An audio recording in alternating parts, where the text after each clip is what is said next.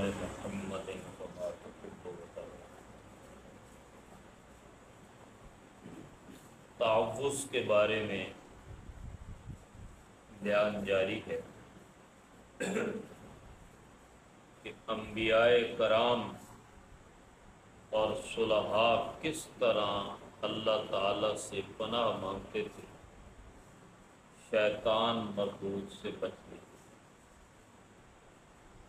سورہ یوسف میں آیت نمبر 79 حضرت یوسف علیہ السلام کے بھائی جب یوسف علیہ السلام کے پاس آئے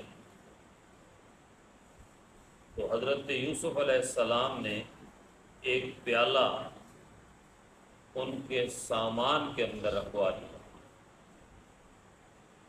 اور اپنے سپاہیوں سے کہا کہ وہ پیالہ تلاش کرو۔ یہ یوسف علیہ السلام نے اس لیے کیا تھا کہ یوسف علیہ السلام یہ چاہتے تھے کہ میرے ان بھائیوں میں جو میرا چھوٹا بھائی بنیامین ہے جن سے وہ بڑی محبت کرتے تھے، اس بھائی کو کسی طریقے سے میں اپنے پاس رکھ لوں۔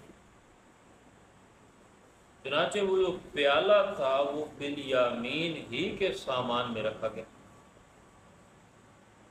جب حضرت یوسف کے سپاہیوں نے وہ پیالہ تلاش کیا تو بنیامین کے سامان سے وہ پیالہ برآمد ہوا۔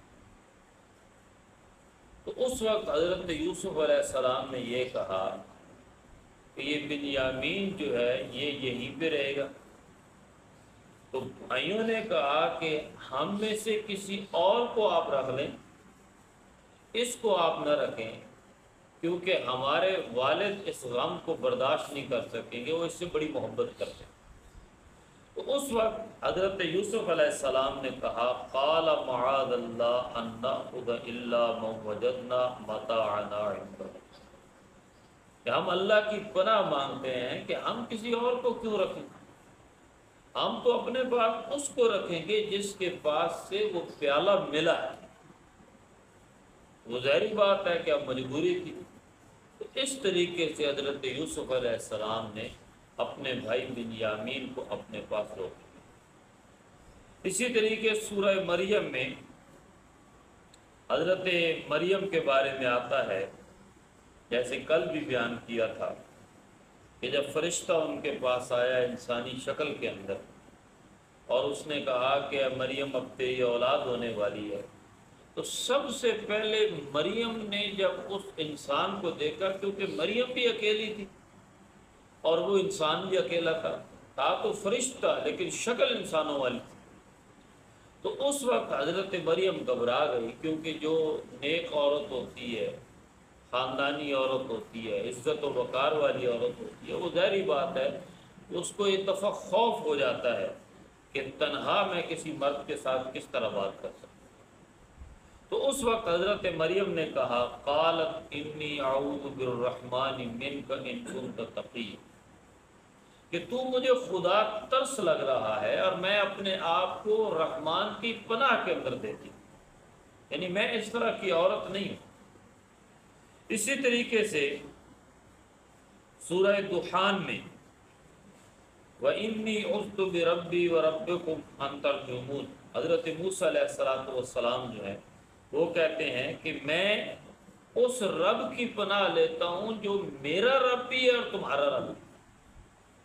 اسی طریقے سے سورہ ہود میں حضرت نوح علیہ السلام کو اللہ نے کہا قال ربی انی اعوذ بک ان اسألک ما لیس بی علم، کہ میں پناہ مانگتا ہوں کہ اے اللہ میں وہ کوئی چیز تجھ سے نہیں مانگوں گا جس کا میرے پاس علم ہی نہیں ہے۔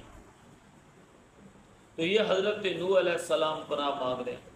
اسی طریقے سے نبی اکرم صلی اللہ علیہ وسلم کو یہ قرآن کریم میں اللہ نے کئی جگہ پہ یہ حکم دیا ہے۔